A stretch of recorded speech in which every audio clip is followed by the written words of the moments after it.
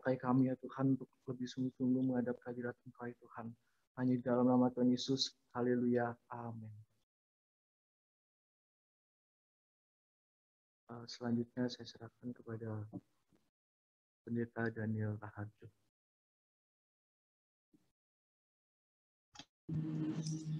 Selamat sore semuanya.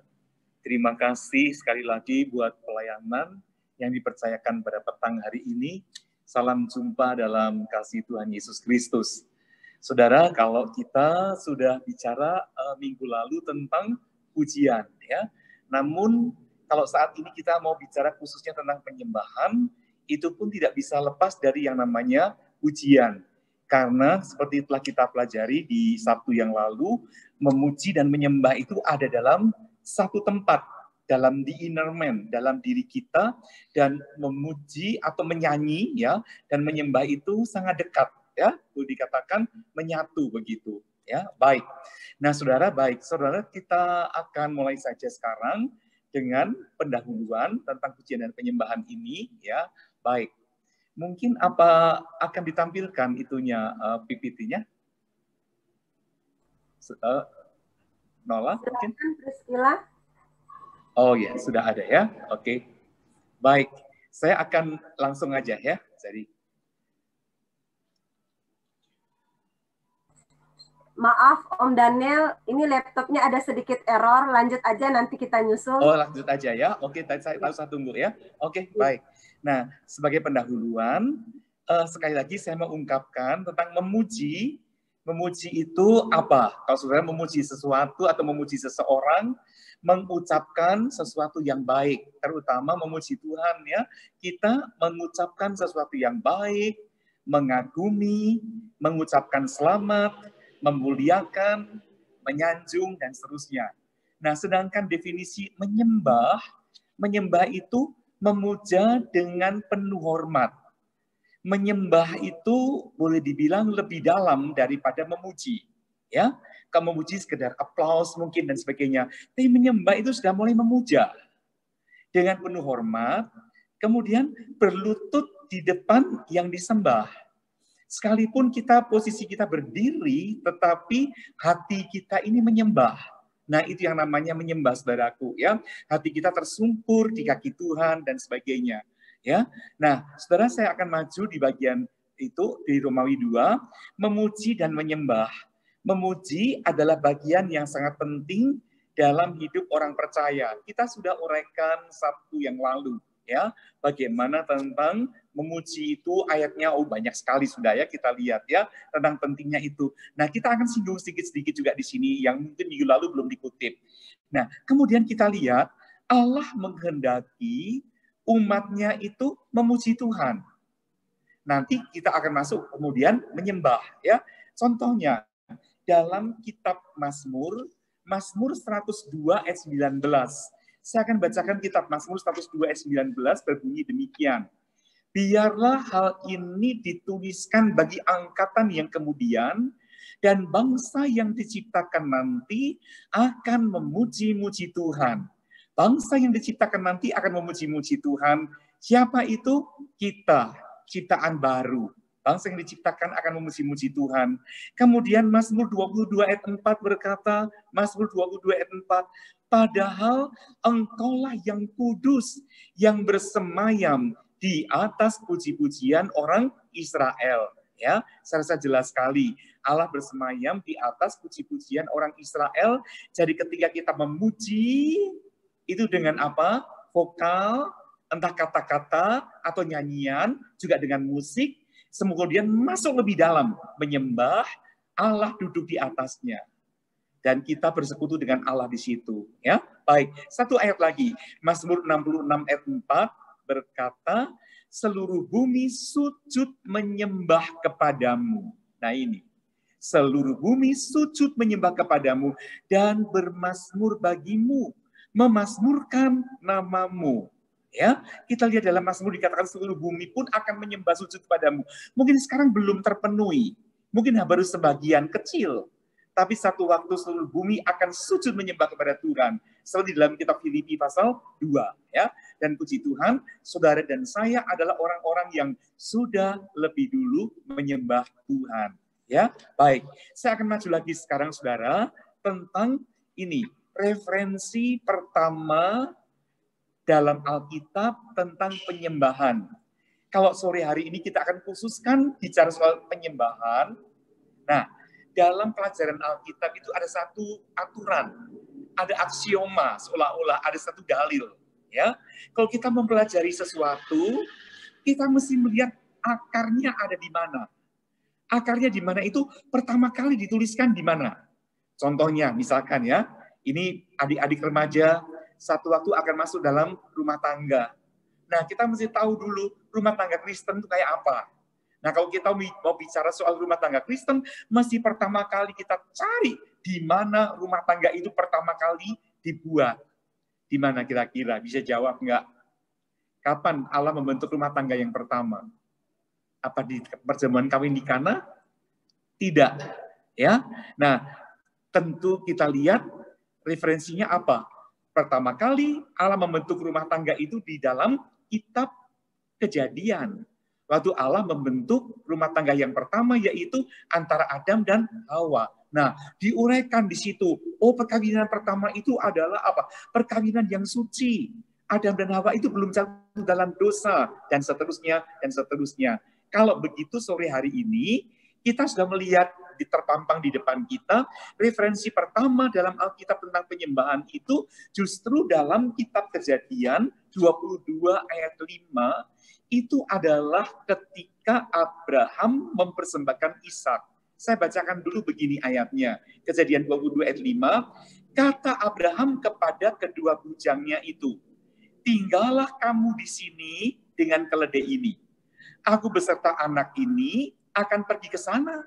Kami akan sembahyang. Nah ini, kami akan sembahyang. Sesudah itu kami kembali kepadamu. Inilah saudaraku, pertama kali ada kata sembahyang atau worship. Nah, rupanya berkaitan dengan Ishak. Abraham mempersembahkan Ishak anaknya. Kalau begitu, penyembahan yang benar itu harus memenuhi kriteria dalam Kejadian 22 ini. Mari kita akan uraikan satu persatu, saudaraku. Ya, yang pertama adalah penyembahan itu adalah perintah Allah. Berarti kalau saya tidak menyembah Tuhan, menyembah Allah, saya belum memenuhi perintah Allah. Kalau saya melanggar perintah Allah, itu namanya apa? Dosa. Jadi orang yang benar harus memenuhi perintah Allah, antara lain menyembah Tuhan. Nah, ayatnya di mana menyembah Allah? Saya berharap kiranya saudara sekalian membuka kitab Kejadian 22. Ya, Kejadian 22. Saya baca ayat 2 sekarang. Boleh dituliskan dalam catatan saudara, mungkin nanti itu ayat 2, perintah Allah itu. Ya, ayat 2. Baik, saya akan bacakan demikian. Firman-Nya, ambillah anakmu yang tunggal itu, yang engkau kasih, yakni Ishak.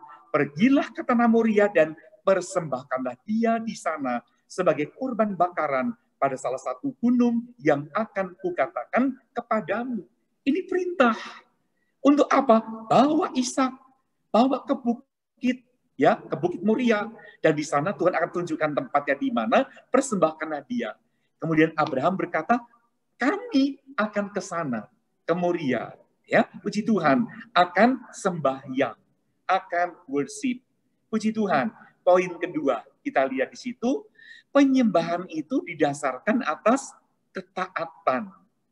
Jadi orang yang menyembah Tuhan harus apa? Mempunyai kondisi taat. Bukan melawan firman Allah, bukan melawan orang tua, bukan melawan gembala, bukan melawan teman. Nah, saudara, saya baca ayat 3, ya. Ketaatannya ditunjukkan oleh Abraham begini. Keesokan harinya pagi-pagi, bangunlah Abraham. Kalau kita lihat bahasa ini, keesokan harinya pagi-pagi, bangunlah Abraham, itu artinya apa? Abraham tidak menunda-nunda. Padahal yang diminta oleh Allah itu berat sekali. Persembahan Ishak yang dikasihi, anak tunggal, anak yang diminta 25 tahun baru dijawab. Nah sekarang diminta, tapi Abraham sigap. Esok pagi bangun, dia langsung persiapkan diri, dan ia memasang pelana keledainya dan memanggil 2 orang bujangnya beserta Ishak anaknya. Ia membelah juga kayu untuk korban bakaran itu, lalu berangkatlah ia dan pergi ke tempat yang dikatakan Allah kepadanya. Abraham pergi ke tempat yang dikatakan Allah kepadanya. Betul-betul Bapak Abraham ini seorang yang sangat taat sekali. Puji Tuhan, saudaraku. Ya, jadi kalau kita sebagai pemain musik dalam gereja, tentu harus apa? Taat. Dengar-dengaran. Dilarang merokok, kita tidak pegang rokok sama sekali. Dilarang lakukan ini itu kita tidak lakukan. Turuti firman Allah. Ya, puji Tuhan. Kemudian saya baca ayat referensi dalam kitab Mazmur 119 ayat 60. Ya, saya bacakan begini, Mazmur 119 ayat 60. Aku bersegera dan tidak berlambat-lambat untuk berpegang pada perintah-perintahmu. Luar biasa. Pemazmur di sini. Aku bersegera tidak berlambat-lambat untuk berpegang atau melakukan perintah-perintahmu. Ya, puji Tuhan. Baik, poin berikut, poin ketiga. Penyembahan itu apa? Sesuatu yang sangat mahal.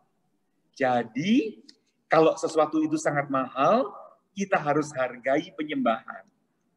Siapa ya contoh dalam Alkitab yang sangat menghargai penyembahan? Maria di Betania. Ketika Yesus datang ke situ, 6 hari sebelum disalibkan, Maria tidak buang-buang kesempatan. Dia ambil minyak narwastu yang sangat mahal, yang disimpan untuk keluarganya. Minyak narwastu ini biasanya dipakai untuk kalau ada anggota keluarga yang meninggal, maka jenazah itu akan disiram dengan minyak itu sebagai penghormatan.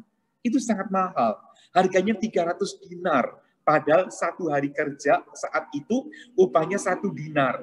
Jadi kalau orang kerja 300 hari non-stop baru bisa beli minyak tersebut. Bayangkan, ya. Nah, kita lihat saudaraku, jadi itu mahal sekali. Tapi dia dituangkan di kaki Yesus, disekat dengan rambut. Itu bentuk penyembahan, worship. Karena Maria tahu ini raja di atas segala raja. Dan dia lakukan itu sebelum Yesus disalibkan 6 hari kemudian. Tapi ada yang tidak menghargai penyembahan itu. Siapa itu saudara? Yudas. Yudas marah dan berkata, buat apa itu pemborosan? Bukankah bisa dijual 300 dinar untuk orang-orang miskin? Bohong. Dia juga ambil uang masuk ke kantongnya sendiri. Saudara, kita lihat, Yudas tidak menghargai penyembahan. Semoga kita semua menghargai penyembahan. Penyembahan penting sekali. Kadang-kadang dalam gereja Tuhan, orang nggak sabar. Ketika Roh Kudus bekerja, ada penyembahan, seringkali kita buru-buru. Kita nggak betah. Kemudian kita mulai srek, bunyikan sepatu di lantai, cepat selesai. Jangan. Sabar. Kita ikuti aliran Roh Kudus, saudaraku. Ya, puji Tuhan. Nah, sesuatu yang sangat mahal, saya baca Kejadian 22 ayat 12. Kejadian 22 ayat 12 ini setelah Abraham betul-betul hendak menikam Ishak. Karena itu perintah Tuhan. Lalu Allah berfirman, jangan bunuh anak itu dan jangan kau apa-apakan dia. Sebab telah ku ketahui sekarang bahwa engkau takut akan Allah dan engkau tidak segan-segan untuk menyerahkan anakmu yang tunggal kepadaku. Saudara lihat di sini, Allah pun sangat menghargai tindakan Abraham itu luar biasa. Dia berikan yang terbaik kepada Tuhan. Sangat mahal. Ya, jadi Ishak itu sangat mahal buat Abraham. Betul nggak saudaraku? Ya, karena dia anak satu-satunya. Coba kalau kita pikir secara logika, masa depan Abraham tentu apa? Dia gantungkan pada Ishak. Andai kata dia nanti sudah nggak bisa apa-apa, ada Ishak yang akan merawat dan sebagainya. Itu masa depannya. Tapi itu dia pun mahal buat Abraham. Tapi Tuhan minta, dia berikan. Dia berikan, saudaraku. Ya, tapi kita nanti lihat hasilnya apa hasilnya. Ya, berikut. Poin berikut, penyembahan adalah tindakan iman. Tindakan iman. Jadi kalau kita menyembah Tuhan, harus yakin bahwa yang disembah itu ada di depan kita. Jadi pikiran kita itu nggak gerambiang kemana-mana, nggak jalan kemana-mana. Tapi yakin dengan segenap hati, Tuhan yang saya sembah ada di depan saya. Itu lain sekali saudaraku. Kalau kita tidak fokus, maka melayang-layang, nggak terima berkat. Ya, nah sekarang saya akan baca tentang tindakan iman itu dalam Kejadian pasal 22 ini. Ayat 5, tadi sebetulnya saya sudah baca, saya baca ulang. Kata Abraham kepada kedua bujangnya itu, tinggallah kamu di sini dengan keledai ini. Aku beserta anak ini akan pergi ke sana, kami. Berarti siapa? Abraham dan Ishak akan ke sana. Kami akan sembahyang, sesudah itu kami akan kembali kepadamu. Padahal Abraham sudah punya niat dan apa? Menyembelih Ishak sebagai korban. Tapi kenapa kok dia berkata, kami akan kembali kepadamu?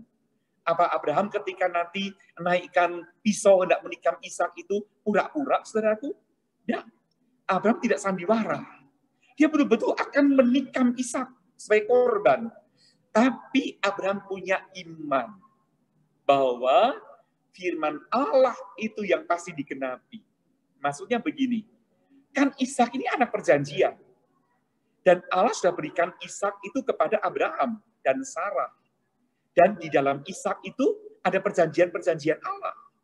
Maka Ibrahim yakin, kalau dia nanti membunuh Ishak sebagai korban, Abraham yakin, mengimani, Allah sanggup bangkitkan Ishak kembali.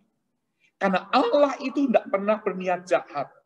Tuhan sanggup bangkitkan Ishak kembali. Itu keyakinan Abraham, saudaraku. Nanti kita akan lihat buktinya dalam Alkitab. Ya, puji Tuhan. Dan kemudian, saudaraku, dia lakukan itu. Yang difirmankan oleh Allah, dia imani.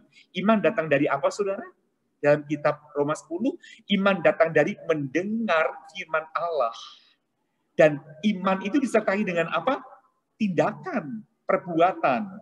Maka dia bukan hanya percaya bahwa Ishak akan bangkit, tapi dia pun dengan tindakan disuruh tikam-tikam benar, saudaraku.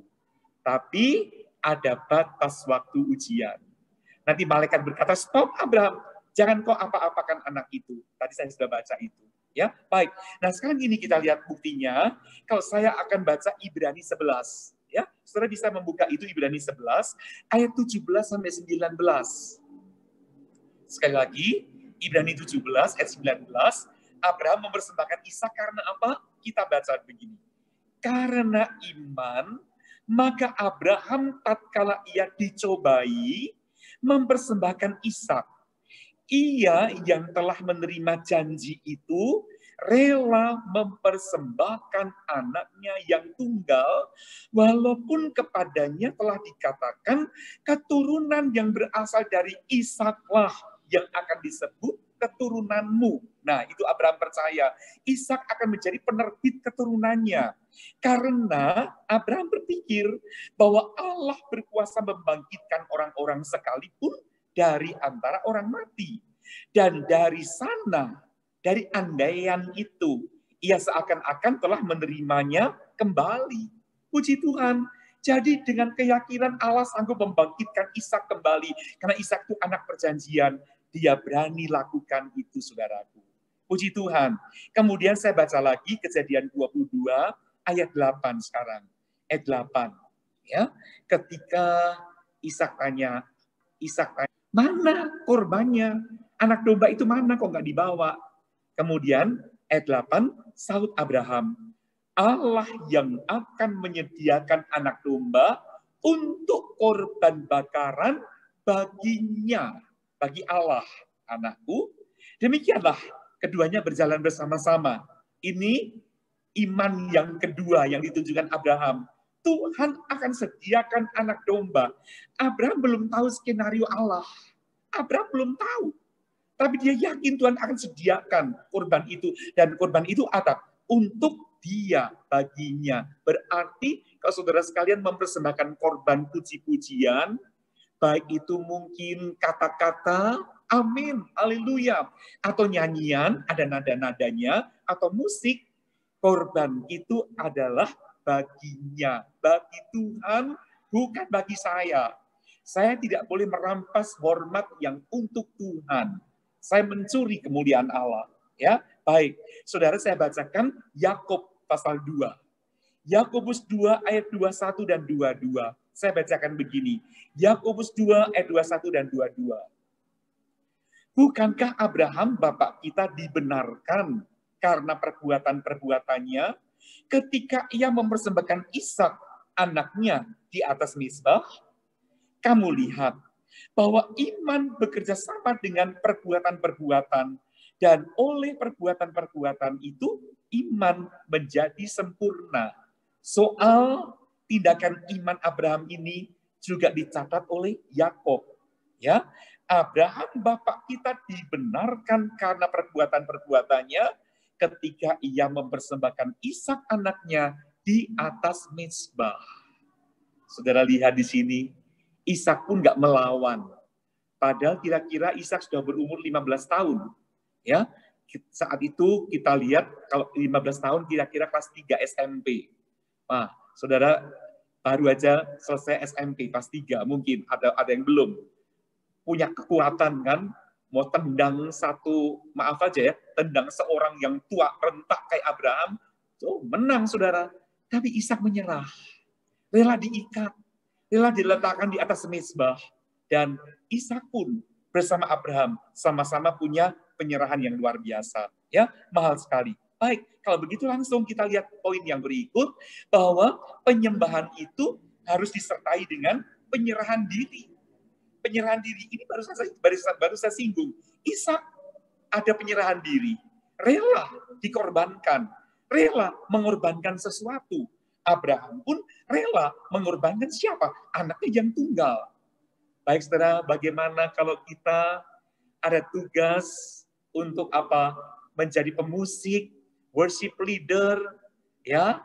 Padahal kita ada acara, fun, have a fun dengan teman-teman dan sebagainya. Beranikah kita korbankan? Ya, mari kita utamakan Tuhan. Kejadian 22 ayat 10 berkata begini.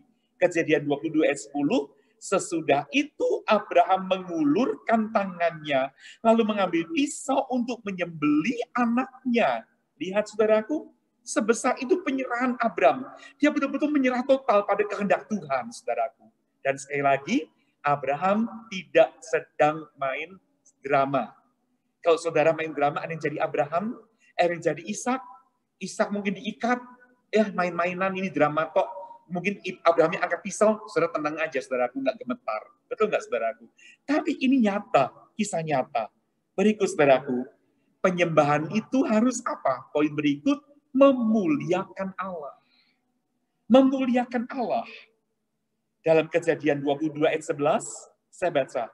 Tetapi berserulah malaikat dari langit kepadanya, Abraham, Abraham, sahutnya, ya Tuhan, ayat 12, lalu ia berfirman, jangan bunuh anak itu, dan jangan kau apa-apakan dia, sebab telah ku ketahui sekarang bahwa engkau takut akan Allah, dan engkau tidak segan-segan untuk menyerahkan anakmu yang tunggal kepadaku.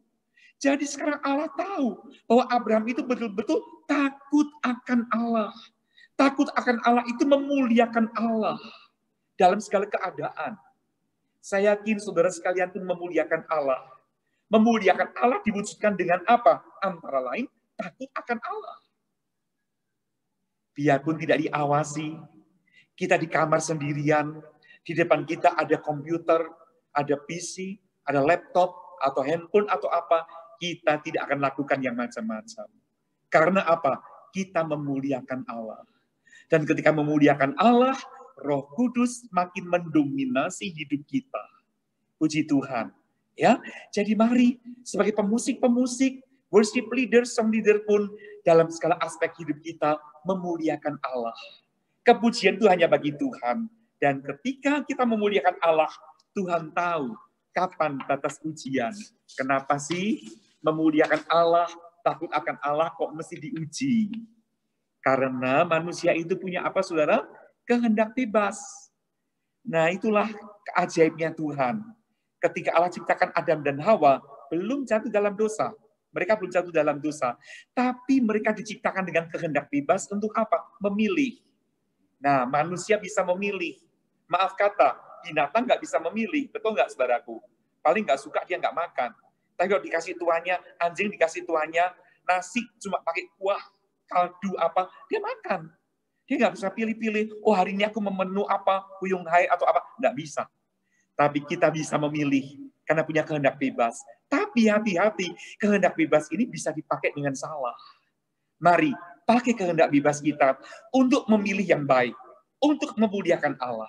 Puji Tuhan, di poin terakhir, di bagian referensi pertama dalam Alkitab tentang penyembahan ini, kita lihat penyembahan pasti akan disertai atau diikuti dengan berkat bagi penyembah.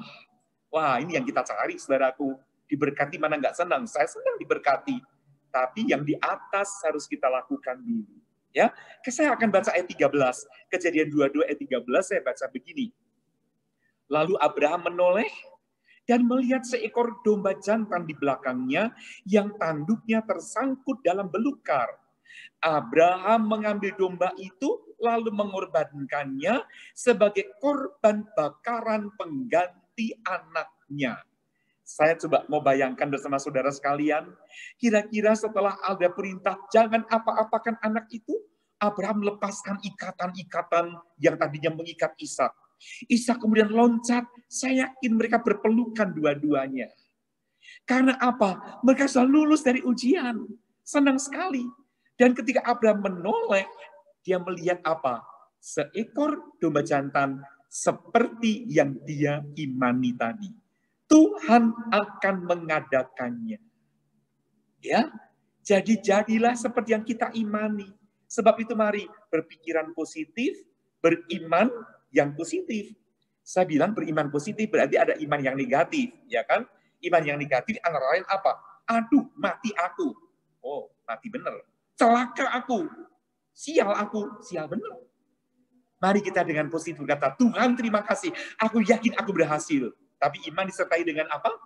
Perbuatan. Besok ujian, kita berkata, Tuhan aku yakin aku berhasil. Tapi nggak belajar. Yang nggak lulus. Ya, iman. Kita percaya aku berhasil dalam ujian. Tapi sertai perbuatan yaitu apa? Belajar. Ya, puji Tuhan. Berikatnya lagi ayat 14 saya baca. Dan Abraham menamai tempat itu Tuhan menyediakan. Sebab itu sampai sekarang dikatakan orang di atas gunung Tuhan akan disediakan. Yehova Yireh. Tuhan akan menyediakan. Puji Tuhan. Saudara perlu apa? Semua keperluan kita ada di tangan Tuhan. Ya, sembah Dia, sembah Dia. Maka ketika Yesus mengajarkan orang berdoa, Bapa kami yang di surga. Kemudian apa? Dipermuliakanlah namamu. Itu apa? Penyembahan.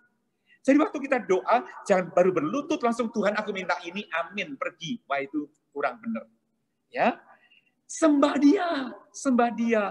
Baru nanti berikan kami pada hari ini roti yang secukupnya. Puji Tuhan, jangan kita serakah, ingin rangkul berkat seorang diri. Berkat yang secukupnya, itu paling enak. Karena berkat selanjutnya ada di tangan Tuhan, kita minta selanjutnya dari Tuhan. Ya, puji Tuhan saudaraku. Baik, itulah referensi pertama dalam Alkitab tentang penyembahan. Tolong nanti dibaca lagi di rumah ya. Sudah di rumah sekarang. Baca lagi sendiri saudaraku dan diresapi ya. Puji Tuhan. Mari kita masuk di Romawi ketiga, musik atau nyanyian dalam pujian dan penyembahan. Ya. Baik. Kata penyembah sekarang ya kita lihat di sini. Ini dulu. Baik, sebelumnya betul yang tadi musik ya sebelum ini. Ya, musik, nyanyian dalam pujian dan penyembahan. Musik itu ikut berperan dalam memuji dan menyembah. Nah, seringkali ada orang berkata, kalau menyembah itu diiringi musik apa enggak sih? Itu bebas. Bisa diiringi, tapi tidak harus. Tapi saya pesan, jangan sampai musik itu dominan dalam penyembahan. Saya seringkali kalau dengar ada penyembahan, worship dalam gereja, aduh, terutama drumnya, saudaraku, kencengnya bukan main. makin keras, terusnya gimana? Boy BL itu, saudara, ayo kita sembah dia, musiknya makin gencar lagi, saudaraku. Waduh, sampai nggak kedengaran, sampai yang menyembah Tuhan itu keberbeken istilahnya. Telinga ini kayak sakit, saudaraku. Ya, jangan. Ya, ingat, musik itu adalah pengiring. Dan yang dominan itu apa? Dominan itu vokal manusia. Di poin kedua dituliskan di situ, musik Ibrani didominan oleh vokal manusia. Memang kita bukan orang Ibrani, tapi kita akan lihat penyembahan dalam Alkitab dulu itu dilakukan oleh siapa? Orang-orang Ibrani. Umat pilihan Tuhan. Jadi kita lihat bagaimana mereka menyembah. Dulu tanpa musik pun kita bisa menyembah Tuhan. Saudara, coba kalau kita itu dalam minggu lalu kita sudah periksa Keluaran 15 yang juga kita tulis di poin ketiga ini, nyanyian pertama dan musik pertama yang memuliakan Tuhan itu dituliskan pertama kali dalam Keluaran 15. Saya tak usah kupas lagi ya tentang mereka itu sudah ditebus darah Yesus, darah anak domba, dan udah dikuasai Roh Kudus dan seterusnya. Tapi yang kita lihat sekarang apa?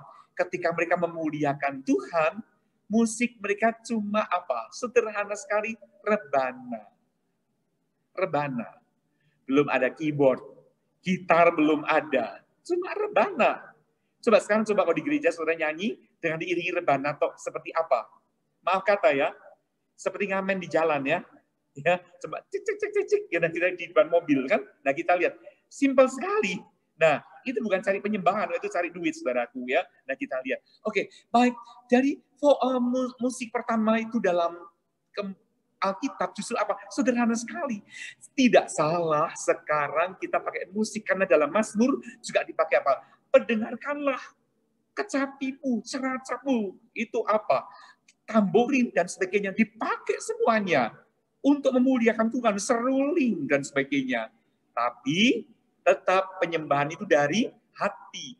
Yang menyembah Tuhan itu bukan musik. Ingat, yang menyembah Tuhan itu apa? Manusia. Betul nggak, saudaraku? Yang bisa menyembah Tuhan itu apa? Makhluk yang punya roh. Nah, puji Tuhan, manusia ini lengkap. Punya tubuh, punya jiwa, punya roh. Anjing punya apa? Kucing punya apa? Kera dan punya jiwa, tidak punya roh. Tidak punya roh. Nah, kita lihat tubuh, ya di luar ini tubuh. Jiwa di dalam jiwa itu ada perasaan. Nah, jiwa terdapat dalam darah. Kalau seseorang kehabisan darah, maka dia nggak punya perasaan lagi, ya kan? Jiwanya melayang. Nah, itu saudaraku, mati. Ya, jadi kita lihat perasaan dan sebagainya itu terdapat dalam jiwa.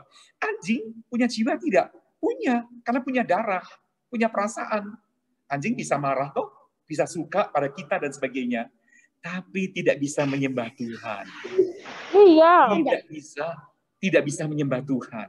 Jadi jangan sampai adik-adik, saudara sekalian, kita ngajar anak sekolah minggu, terus pakai mapet, pakai boneka. Ini kucingnya penuh Roh Kudus. Salah, itu salah.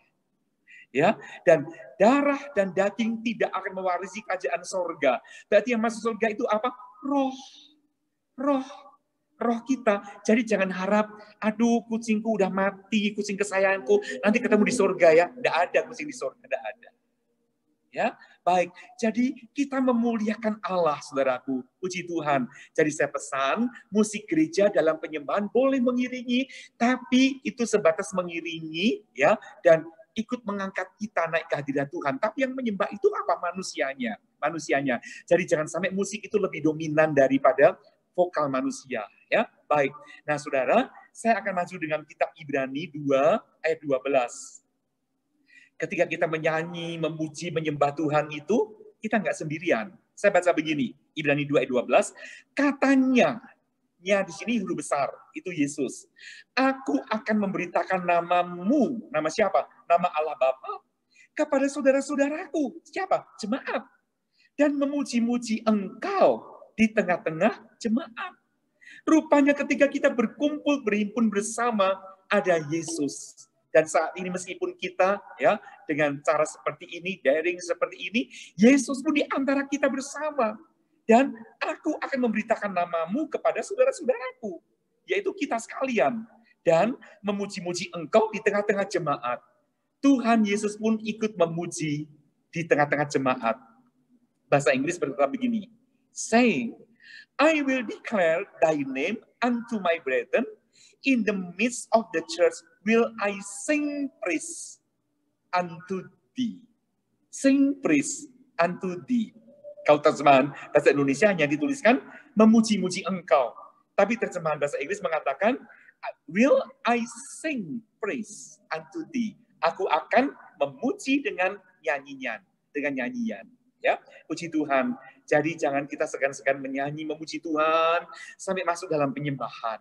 Ya, ketika lagu gembira pun kita punya hati yang tersungkur menyembah Tuhan. Baik, saya maju ke Romawi 4 berikutnya tentang iblis dan musik. Wah ini ya hati-hati ya karena iblis pun sebelum itu ya sebelum ini. Iblis dan musik. Nah ini ya, oke Romawi 4. Baik, saya akan baca dalam kitab Keluaran 32, ayat 17 dan 18. Ya, saya baca begini. Ketika Yosua mendengar suara bangsa itu bersorak, berkatalah ia kepada Musa, ada bunyi sorak peperangan kedengaran di perkemahan. Bunyi sorak peperangan. Tetapi jawab Musa, bukan bunyi nyanyian kemenangan, bukan bunyi nyanyian kekalahan, tapi bunyi orang menyanyi berbalas-balasan. Itulah yang kudengar. Saudara, jadi ada musik. Waktu itu Musa sedang turun dari atas gunung, ketemu Allah 40 hari 40 malam, tidak makan dan tidak minum. Tapi Musa senang. Dia menerima hukum Taurat, ya, menerima 2 loh batu berisi hukum Allah. Nah, kemudian bangsa Israel yang kayaknya kelamaan ditinggal Musa, bilang pada itu wakilnya, yaitu Harun, Musa lama nggak pulang-pulang. Ayolah kita ini seperti bangsa-bangsa lain. Punya dewa yang kelihatan, punya Allah yang kelihatan. Dan ringkas cerita, mereka membuat apa? Patung lembu emas. Nah, itu mereka kemudian mendirikan patung lembu emas, dan mereka menari-nari di sekeliling patung lembu emas. Kok menari-nari tentu diiringi apa? Diiringi dengan nyanyian, juga musik. Nah, waktu itu bangsa Israel sudah punya musik. Inilah ciri musik iblis yang apa? Kacau. Kacau, membingungkan, merusak kedamaian dan ketenangan. Dalam hal ini, Yosua berkata apa tadi? Ini kayaknya suara orang perang ini. Terus Musa berkata, bukan. Ini bukan suara orang kalah, bukan suara orang menang, tapi suara berbalas-balasan. Ya, suara berbalas-balasan. Kacau balau. Jadi itu Yosua dan Musa itu begitu rasa tidak ada damai, saudaraku. Ini ciri-ciri musik iblis. Hati-hati ya. Jangan sampai musik dalam gereja bukan membuat jemaat jadi tenang, terobati, tapi malah bingung, kacau balau. Hingar-bingar yang tidak karuan. Ya, jadi saya pesan buat pemusik-pemusik gereja, tidak usah niru-niru musik dunia. Mereka punya warna sendiri, gereja punya warna sendiri. Ya, puji Tuhan. Musik gereja tidak kalah dengan musik dunia. Bahkan dengan urapan itu menang, saudaraku. Nah, kita lihat waktu itu Yosua peka. Karena apa? Yosua diajak Musa naik ke atas bukit, tapi Yosua di tengah-tengah berhenti, disuruh berhenti. Kamu tunggu di sini. Kasihannya Yosua ini 40 hari 40 malam sendirian, tidak ada makanan, tidak ada minuman. Di tengah-tengah, Musa di atas enak ketemu Allah. Bangsa Israel di bawah senang mereka dengan teman-teman, hura-hura. Tapi Yosua ketika seorang diri, dia alami ketenangan, dia cari jati diri, dia mulai cari tahu siapa Tuhan, mulai dapat kepekaan. Ini yang penting untuk dimiliki oleh worship leader, pemain musik, penyanyi, entah paduan suara, vokal grup atau apa. Kepekaan. Kepekaan. Betul? Kalau kita main musik nggak peka, wah bahaya.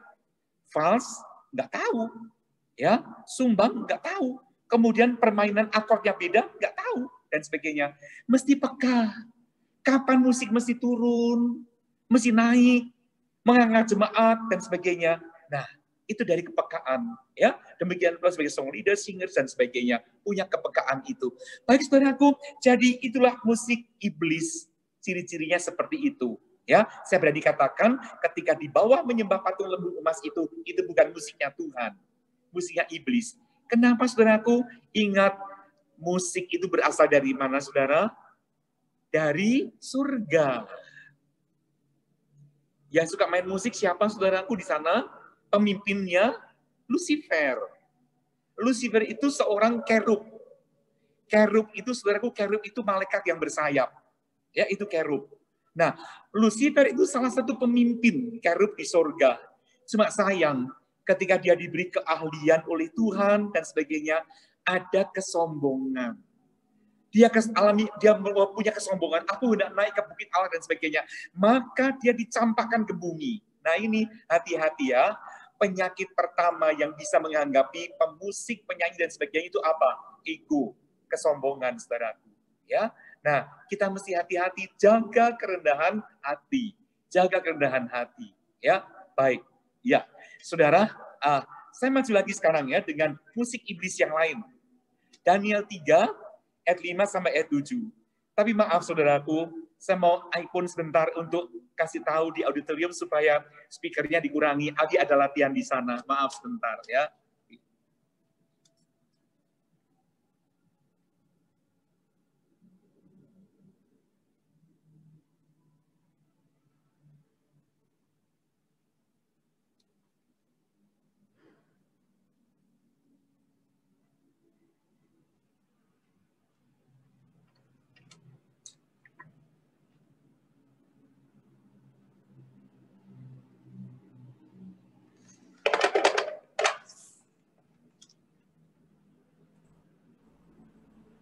Bagi Bapak Ibu, saudara yang punya pertanyaan bisa disiapkan sebentar, kita ada Q&A, ada tanya jawab ya. Oke, maaf ya. Ya, saya bisa sambung lagi? Silahkan Om. Terima kasih. Maaf ya. Nah, dalam kitab Daniel 3 ayat 5 sampai ayat 7 ini ketika Nebukadnezar mendirikan patung. Kemudian dia suruh orang-orang untuk menyembah. Dan ketika tiba waktunya menyembah, itu ada aba-aba ya, berupa musik. Saya bacakan begini, Daniel 3 ayat 5, demi kamu mendengar bunyi sangkakala, seruling, kecapi, rebab, gambus, serdam, dan berbagai-bagai jenis bunyi-bunyian, maka haruslah kamu sujud menyembah patung yang telah didirikan Raja Nebukadnezar itu. Siapa yang tidak sujud menyembah akan dicampakkan seketika itu juga ke dalam perapian yang menyala-nyala. Sebab itu, demi segala bangsa mendengar bunyi sangkakala, seruling, kecapi, rebab, gambus, dan berbagai-bagai jenis bunyi-bunyian, maka sujudlah orang-orang dari segala bangsa, suku bangsa, dan bahasa, dan menyembah patung emas yang telah didirikan Raja Nebukadnezar itu. Saudara, kita lihat di sini. Ya, untuk menyembah patung. Ini bukan kehendak Tuhan. Ya, patung itu menjadi berhala. Berhala itu dari bahasa aslinya apa? Idol. Dari idol timbul kata idola. Ya, nah saudaraku, idol. Mengidolakan sesuatu. Nah, dari apa? Musik. Saya tidak tahu musik itu mendorong orang-orang saat itu yang tadinya berdiri, kemudian didorong untuk menyembah. Saya yakin dalam Sadrah, Metsah, dan Abednego pun ada gelombang musik yang sepertinya mendorong dia untuk sembah. Tapi mereka tegar berdiri karena tahu itu salah. Saudara coba, kalau kita mengidolakan bintang-bintang di dunia ini, mulai dari apa? Kalau di dunia musik ya, dengar musiknya dulu, betul nggak? Nah, musiknya si A, misalkan artis A, kita getol ya, mulai dengar, nyanyi, idolakan. Wah, kalau ada itu tentang nyanyian si A itu aku harus punya, aku harus tarik, banting tentang itu A. Sampai kemudian bajunya ada itu ya gambar si A, spraynya, sapu tangannya. Waduh, sudah saudaraku mulai mengidolakan, mulai memberhalakan. Nah, di sini. Jadi hati-hati, iblis pun pakai musik untuk apa? Membuat kita tertawan pada hal-hal yang bukan dari Tuhan. Itu sebabnya kita harus waspada. Ya, waspada. Dunia sekarang menawarkan banyak hal. ya, yang bisa menjerat kalau kita nggak kuat, hindarkan diri dari hal itu. Ya, baik. Itu saudaraku, musik. Ya, tadi bisa mengacaukan ketenangan dan sebagainya. Sekarang membuat orang menyembah, mengidolakan sesuatu. Berikut Matius 14 ayat 6 sampai ayat 8. Saya baca begini. Tetapi pada hari ulang tahun Herodes, menarilah anak perempuan Herodias di tengah-tengah mereka dan menyukakan hati Herodes. Sehingga Herodes bersumpah akan memberikan kepadanya apa saja yang dimintanya. Maka setelah dihasut oleh ibunya, anak perempuan itu berkata, berikanlah aku di sini kepala Yohanes Pembaptis di sebuah talam. Yohanes, kita lihat Yohanes Pembaptis dipancung, ya, dan kepalanya ditaruh di talam, dibaki. Itu terjadi kapan? Ketika Herodes ulang tahun. Saudara, dari ayat ini kemudian banyak orang seringkali melarang, ulang tahun itu nggak boleh loh, bisa mengakibatkan pembunuhan. Tentu tidak semuanya gitu, saudaraku. Ya, ulang tahun yang mana dulu, saudaraku? Nah, kita lihat waktu Herodes ulang tahun ada tarian dari anak Herodias, ya. Nah, kita lihat menari-nari, tentu diiringi apa, saudaraku? Musik. Dan musik yang didengar ini, musik yang dialunkan ini, tarian yang dilakukan itu juga dilihat dan didengar oleh siapa?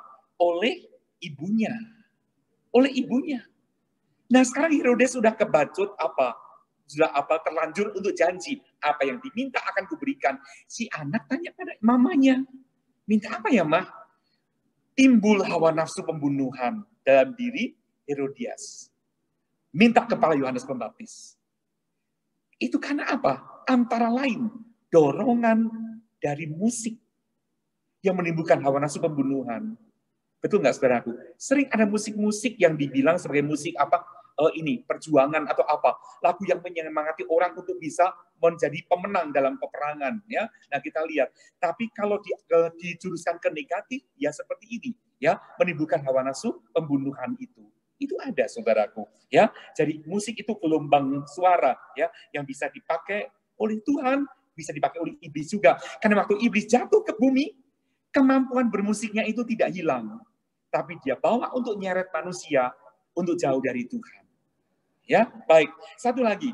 Dalam Wahyu 18 ayat 22, dan suara pemain-pemain kecapi dan penyanyi-penyanyi dan peniup-peniup seruling dan sangkakala tidak akan kedengaran lagi di dalammu.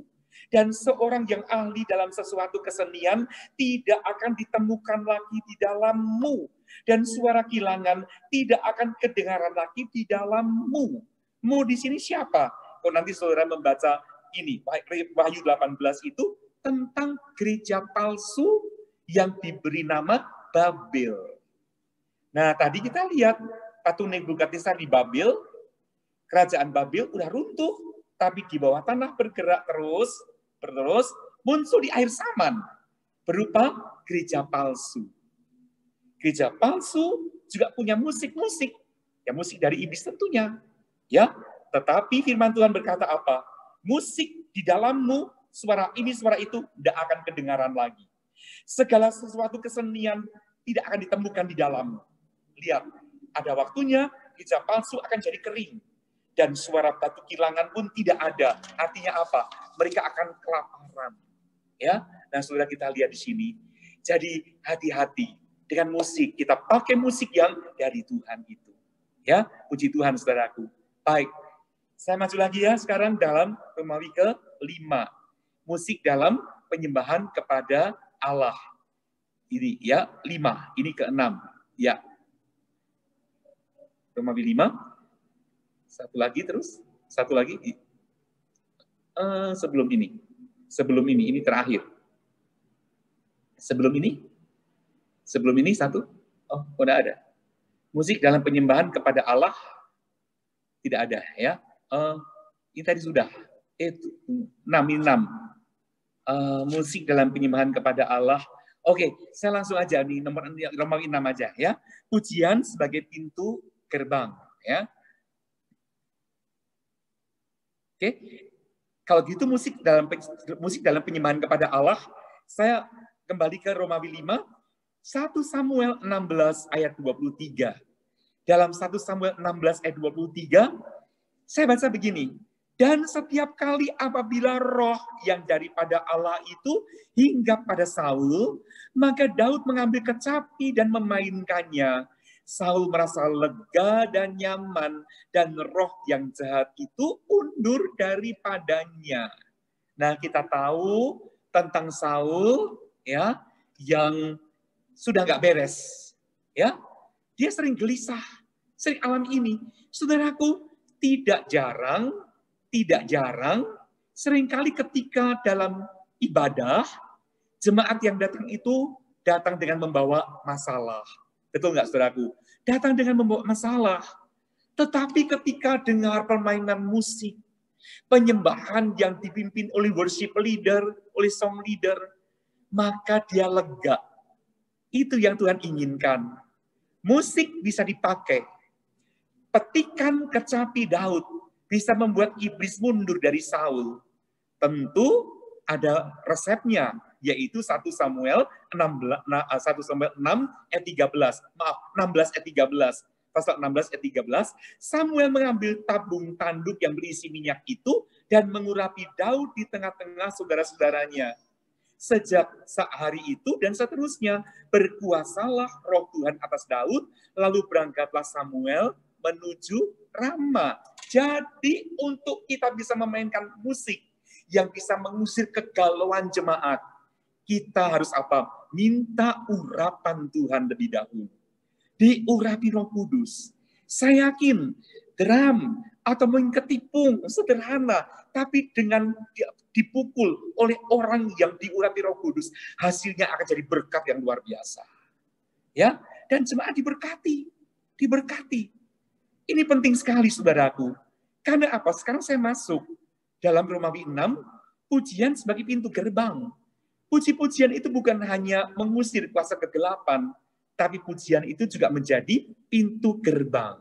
Mari, silakan slide ke-6. Ya, kita akan maju. Ya, pujian sebagai pintu gerbang. Saya mulai dengan Mazmur 100 ayat 4. Saya bacakan begini. Masuklah melalui pintu gerbangnya dengan nyanyian syukur, ke dalam pelatarannya dengan puji-pujian. Bersyukurlah kepadanya dan pujilah namanya. Indah sekali ini Mazmur 100 ayat 4. Ya, masuklah melalui pintu gerbangnya dengan nyanyian syukur. Jadi musik puji-pujian kita itu seperti pintu gerbang. Saudara, kalau pintu gerbangnya dibuka setengah, maka berkat yang masuk pun setengah. Betul. Kalau pintu gerbangnya dibuka total, berkatnya pun maksimal. Nah, sebab itu mari, ketika sesi puji-pujian, baik musik maupun puji-pujian nyanyian, lakukan dengan maksimal. Ya, jangan, wah ini belum panas, ini belum hot, nggak usah, langsung panas harus. Ya, langsung dalam urapan Tuhan. Dan itu akan membuat apa? Pintu terbuka lebar dan berkat-berkat firman Allah mengalir. Jemaat diberkati dengan maksimal. Saudara pernah nggak kebaktian? Waduh, ini song leadernya ini lagi sakit perut. Ditunggu, udah terlambat 5 menit, 10 menit. Udah, khotbah aja dulu. Nanti puji-pujiannya belakangan. Saya yakin nggak pernah. Saya pun nggak pernah. Kenapa? Puji-pujian itu pintu gerbang. Jadi ketika dilakukan dengan baik, pas sesi firman Tuhan disampaikan, berkatnya maksimal. Ya, ayat lain, Yesaya 60 ayat 18, saya bacakan seutuhnya. Tidak akan ada lagi kabar tentang perbuatan kekerasan di negerimu, tentang kebinasaan atau keruntuhan di daerahmu. Engkau akan menyebutkan tembokmu selamat, dan pintu-pintu gerbangmu pujian. Puji Tuhan, tembokmu selamat, dan pintu gerbangmu pujian. Bayangkan diri kita ini ada dalam kota perlindungan. Temboknya itu selamat, semuanya itu selamat. Keselamatan memagari kita, dan ada pintu gerbang keluar masuk berupa apa? Puji-pujian. Pintu gerbang membuka untuk apa? Ransum masuk, berkat-berkat masuk, dan sebagainya. Ya, baik. Saya maju lagi di poin ketiga. Melalui pujian, gereja akan masuk ke pengalaman-pengalaman yang penuh berkat ilahi. Bukan cuma pujian ya, pujian dan penyembahan. Puji Tuhan. Baik, saya maju dengan kitab 2 Raja-Raja. Ya, kita lihat pasal 3 ayat 15 saja, saya bacakan begini. 2 Raja-Raja 3 ayat 15. Maka sekarang, ini kata Elisa, jemputlah bagiku seorang pemetik kecapi. Pada waktu pemetik kecapi itu bermain kecapi, maka kekuasaan Tuhan meliputi Elisa. Lihat saudaraku, waktu itu Elisa bernubuat, menyampaikan firman Allah, diiringi kecapi. Dan ada kuasa Tuhan. Berarti apa? Permainan kecapi. Orang itu tidak disebutkan nama siapa. Tapi saya tahu namanya. Namanya adalah Star Generation. Ya, puji Tuhan. Memainkan musik diurapi. Maka Tuhan memberikan inspirasi kepada Elisa untuk menyampaikan nubuat. Menyampaikan firman Allah. Ya, jadi terlihat betapa pentingnya pujian dan musik dalam sebuah ibadah. Ya, puji Tuhan. Baik, saya masuk di Romawi terakhir sekarang, yang ketujuh, tentang pemuji dan pemusik yang dikhususkan. Ya, baik. Jadi ada pemuji secara umum itu jemaat, begitu ya. Pemusik yang dikhususkan itu yang spesial untuk apa? Untuk mengiringin event-event tertentu dan sebagainya. Ya, baik. Tapi sebetulnya tiap hari Minggu ibadah atau tengah minggu dan sebagainya, pemain musik itu dikhususkan semuanya. Baik, saya akan baca sekarang dalam kitab 1 Tawarik pasal 15 ayat 27. Itu 61-nya itu udah ada itu ya. Ayat 27, langsung ayat 27. Saya baca begini. Daud memakai jubah dari kain lenan halus. Juga segala orang Lewi yang mengangkat tabut itu dan para penyanyi. Dan kenanya yang mengepalai pengangkutan dan para penyanyi. Daud juga memakai baju efod dari kain lenan. Nah, ini cerita adalah tentang saat tabut perjanjian yang telah hilang selama ini, ya, dibawa masuk ke Yerusalem, diangkat, puji Tuhan, dikembalikan oleh Allah ke tanah Israel, dan Daud hendak kembalikan tabut itu ke tempat yang seharusnya. Dan saudara perhatikan dalam ayat-ayat sebelumnya, mereka mengangkut tabut itu bukan dengan cara yang seharusnya. Nggak pantas. Akhirnya apa? Tuhan hukum mereka. Tuhan binasakan beberapa orang di antara mereka. Kemudian Daud selidiki salahnya apa ya. Nah sekarang Daud pakai cara ini. Cara yang alkitabiah. Cara Tuhan. Tabut itu diangkut. Dan orang yang mengangkut pakai baju dari kain lenan. Kain lenan itu artinya apa? Secara rohani artinya kebenaran orang-orang kudus. Kain lenan itu kain putih, ya. Nah, kain yang warnanya putih. Nah, kain lenan. Saudara, marilah ketika kita melayani dalam dunia musik, puji-pujian apapun juga, kita harus dalam kekudusan. Bukan berarti setelah kita melayani boleh dosa lagi. Tidak. Tapi way of life kita, pola hidup kita itu apa? Orang-orang benar. Itu yang baru layak menjadi pemusik dalam gereja. Ya, baik. Nah, saya akan baca sekarang dalam kitab 1 Tawarik 25 ayat 1 sampai ayat 7, ya. Cukup ya, ini. Ya tinggal sedikit yang saya akan bacakan ya. Saya baca saja. Selanjutnya untuk ibadah, Daud dan para panglima menunjuk anak-anak Asaf, anak-anak Heman dan anak-anak Yedutun. Mereka bernubuat dengan diiringi kecapi, gambus, dan ceracap. Daftar orang-orang yang bekerja dalam ibadah ini ialah yang berikut. Dari anak-anak Asaf ialah Zakur, Yusuf, Netanya, dan Asarela. Anak-anak Asaf di bawah pimpinan Asaf yang bernubuat dengan petunjuk raja. Dari Yedutun ialah anak-anak Yedutun, Gedalia, Seri, Yesaya, Simei, Hasabia, dan Matika, 6 orang. Di bawah pimpinan ayah mereka, Yedutun, yang bernubuat dengan diiringi kecapi pada waktu menyanyikan syukur dan puji-pujian bagi Tuhan. Dari Heman ialah anak-anak Heman, Bukia, Matanya, Usiel, Sebuel, Yerimot, Hananya, Hanani, Eliapa, Gidalti, Romamti, Eser, Yos, Bekasa, Maloti, Hotir, dan Mahaziot. Mereka ini sekalian anak-anak Heman, pelihat raja, menurut janji Allah untuk meninggikan tanduk kekuatannya. Sebab Allah telah memberikan kepada Heman 14 orang anak laki-laki dan 3 orang anak perempuan. Mereka ini sekalian berada di bawah pimpinan ayah mereka pada waktu menyanyikan nyanyian di rumah Tuhan dengan diiringi ceracap, gambus, dan kecapi untuk ibadah di rumah Allah dengan petunjuk raja. Demikianlah keadaan Bani Asaf, Yedutun, dan Heman. Jumlah mereka bersama-sama saudara mereka yang telah dilatih bernyanyi untuk Tuhan, mereka sekalian adalah ahli seni, ada 288 orang. Saudara, kita lihat pemusik dan penyanyi di zaman Daud itu punya keadaan yang penting, dan ini harus kita ikuti sekarang. Yang pertama, mereka itu dilatih bernyanyi untuk Tuhan. Jadi, pemain musik, worship leader, song leader, singers, harus apa? Mau latihan. Termasuk penabuh tamborin, termasuk banners, ya, kalau ada banners di gereja saudara, ada tamborin, harus berlatih. Mereka itu dilatih. Jadi perlu ada persiapan. Dan latihan itu, persiapan itu bukan cuma skill, tapi secara rohani maupun teknis. Ya, nah tadi saya sudah baca, mereka itu sekalian dilatih, telah dilatih. Yang melatih siapa? Ayah mereka sendiri. Bukan berarti saudara mesti latihan pada ayah saudara langsung, tidak. Tapi ada pimpinan-pimpinan, ya, yang ada kepala-kepala divisi, ya itu. Nah kemudian dikatakan mereka itu dalam ayat 7 tadi, selain dilatih bernyanyi, mereka itu juga ahli seni. Nah ini ahli seni. Apa mesti minimal S3 baru boleh melayani di gereja, di dunia musik, paduan suara? Tentu tidak. Ahli seni ini relatif, saudaraku. Ya, ahli seni itu pokoknya, kalau saya sebagai orang yang menyanyi, mesti ngerti teknik menyanyi. Benar nggak, saudaraku? Karena main musik, menyanyi, itu tergolong dalam dunia kesenian. Seni. Nah, kalau saya nggak bisa main piano, saya nggak boleh dong tiba-tiba suruh main piano.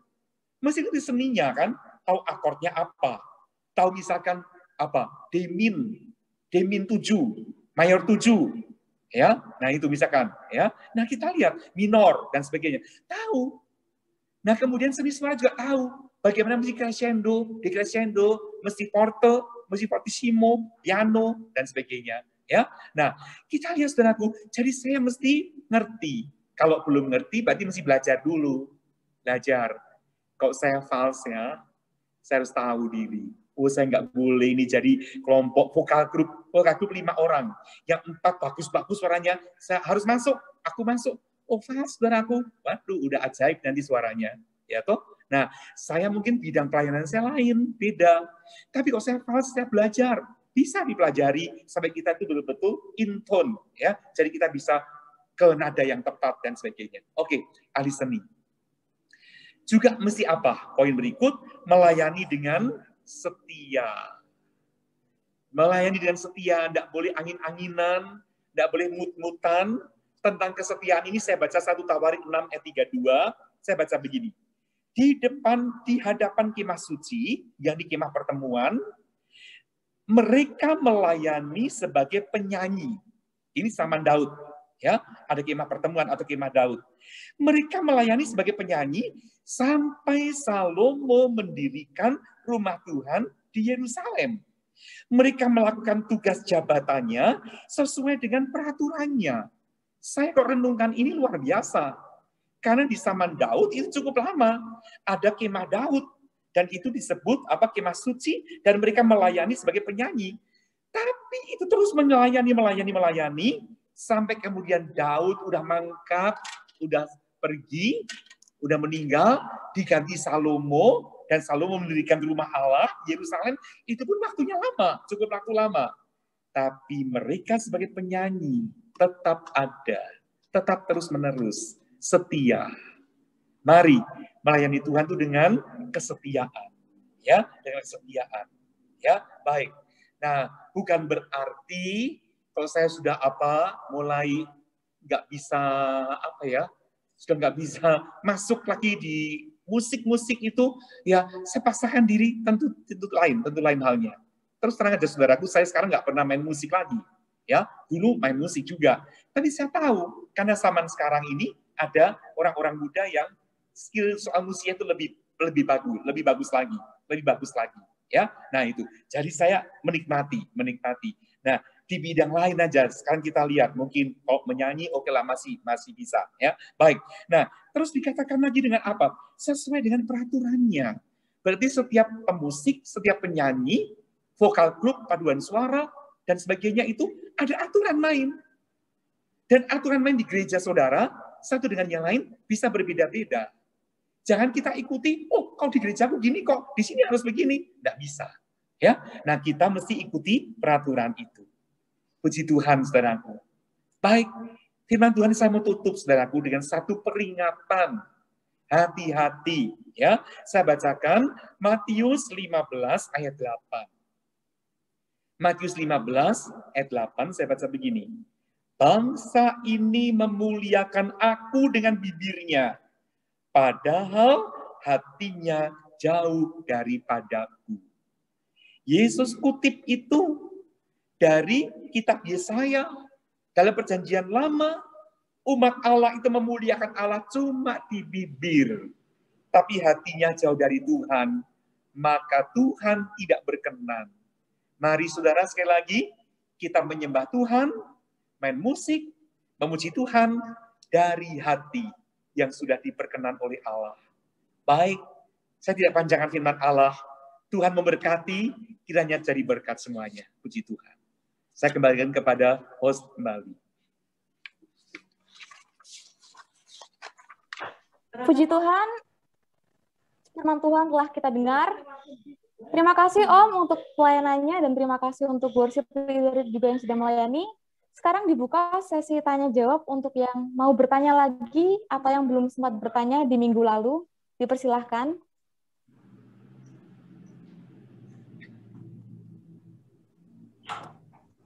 Ada? Baik. Ada pengumuman bahwa tanggal 7 dan tanggal 14 Agustus akan diadakan lagi seminar dan dilayani oleh Om Wilson Leng. Terima kasih teman-teman, sekarang kita sudah berada pada akhir acara. Terima kasih semua yang telah hadir untuk mau datang beribadah di ruang Zoom ini. Terima kasih buat para pelayan-pelayan yang sudah mau melayani. Tuhan Yesus memberkati. Tuhan Yesus berkati semua. Amin. Haleluya. Baik, doa dulu. Doa dulu. Bentar gini, Mak. Ada yang mau nanya.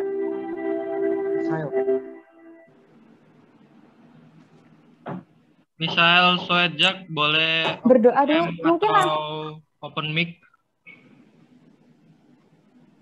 Halo, open mic aja ya, Kak? Shalom. Silakan. Iya. Saya misal mau nanya, penasaran aja sih, kayak tadi kan Om Daniel sempat berkhotbah tentang Maria Magdalena kan. Dia mempersembahkan minyak marwastu seharga 300 dinar itu. Dan pertanyaanku itu kayak mengenai itu, apakah kan sebelumnya itu kan Maria kan seorang pelacur pas ketemu Yesus. Dan aku penasaran aja sih Om, kayak apakah minyak yang digunakan Maria itu hasil dari pekerjaannya sebelum dia bertobat ketemu Yesus gitu, minyak tersebut. Itu aja sih kayak. Oke, baik. Ya. Maria yang mengurapi kaki itu Yesus itu bukan Maria Magdalena. Itu Maria saudaranya Marta, saudaranya Lazarus. Bukan Maria Magdalena. Oh, ya. Gitu ya? Bukan yang mau dirajam batu ya? Ya, bukan. Itu di Lukas 10, Yohanes pasal 11, Yohanes pasal 12, itu bukan Maria Magdalena. Itu Maria gitu. Saudara Lazarus, saudara Marta. Tinggal di Betania. Ya. Kalau Maria Magdalena bukan berasal dari Betania, dari Magdala. Oh, gitu. Berarti yang minyakin Yesus bukan yang mau dirajam batu itu ya? Bukan ya? Beda ya Marianya? Bukan, lain. Itu lain lagi. Lain. Ya. Ya, makasih ya. Ya, Makasih, Om. sama-sama. Yuk.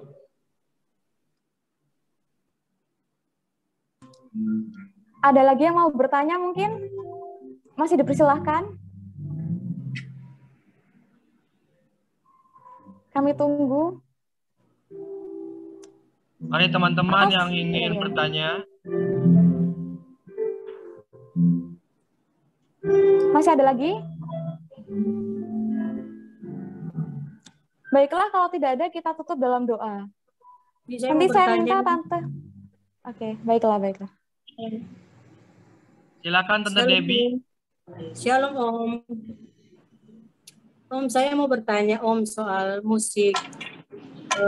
Di gereja saya itu kan tidak begitu besar Om. Sementara di gereja saya itu lengkap musiknya. Dan biasanya pemain drum itu kalau dia main kan, apalagi drumnya itu yang manual, bukan yang elektrik. Jadi kalau dia harus main dengan, ya mungkin sebisa dia sekuat tenaga gitu Om. Sementara kan yang harus dominan di situ kan pujiannya, penyembahannya. Dan saat ibadah itu saya perhatikan memang lebih dominannya ke musik. Jadi Jumat itu bergantung di musik. Bagaimana caranya untuk mensiasati supaya musiknya itu khususnya di drum dia tidak begitu dominan maksudnya. Oke, baik. Itu yang pertama bisa diberi pengarahan ya. Pemain musik apalagi yang musik drum yang tidak mengandalkan mixer ya, itu manual gitu, mesti menyesuaikan dengan tempat. Menyesuaikan dengan tempat dan menyesuaikan diri dengan jumlah orang ya. Baru ini. Kalau misalkan musik masih kekerasan terutama drum, bisa diberikan ruang kaca gitu kayak kurungan gitu ya, bisa itu ditutup sedikit gitu. Nah itu bisa menyiasati juga ya. Tapi gimana pun kalau nanti ditutup gitu, kalau dia kekerasan mungkin telinganya sendiri yang sakit nanti ya kita. Terus gini ya, kira-kira begitu ya. Kalau gereja saya yang kecil itu apa lebih bagus manual atau elektrik Om? Yang drumnya? Drumnya mana ya?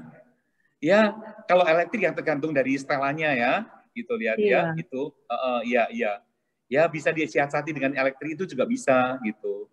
Tapi kalau memang harus masih manual, kasih tahu aja lebih lembut lebih bagus gitu, ya. Nah, kalau memperingati jangan langsung kamu mainnya nggak bagus gitu, jangan mainmu sudah bagus, tapi lebih bagus kok pelan sedikit gitu, lembut sedikit gitu, ya, bisa dinikmati gitu, ya. Ya. Om, makasih banyak Om. Sama-sama, Tuhan berkati semuanya ya, puji Tuhan. Ya, puji Tuhan, terima kasih kepada Om Daniel yang sudah memberkati kami semua. Dan satu hal yang ingin kami ungkapkan bahwa Yesus Kristus, dialah center kita, tujuan utama kita dalam penyembahan. Dialah Sang Firman itu, Sang Firman yang menciptakan segala sesuatu. Dialah yang harus terima pujian. Hanya itu yang akan kami sampaikan Om Daniel dan semua teman-teman di sini. Kiranya Tuhan Yesus menyertai kita dan dialah kepuasan kita di masa-masa yang sulit. Haleluya. Nanti saya minta Om Daniel untuk pimpin dalam doa penutup. Baik, mari kita sama-sama berdoa ya. Baik. Maha besar Tuhan Allah Bapa kami dalam kerajaan sorga, terima kasih buat pertemuan kami pada sore hari ini. Kami yakin Engkau yang disenangkan, Engkau yang dimuliakan ya Tuhan. Dan biarlah Tuhan Engkau tolong urapi kami sekalian menjadi alat-alat kemuliaan-Mu di bidang apapun juga Tuhan. Dan biarlah Tuhan nama-Mu dipermuliakan. Kami serahkan tubuh jiwa roh kami dalam tangan yang kuasa ya Bapa. Dan kami akhiri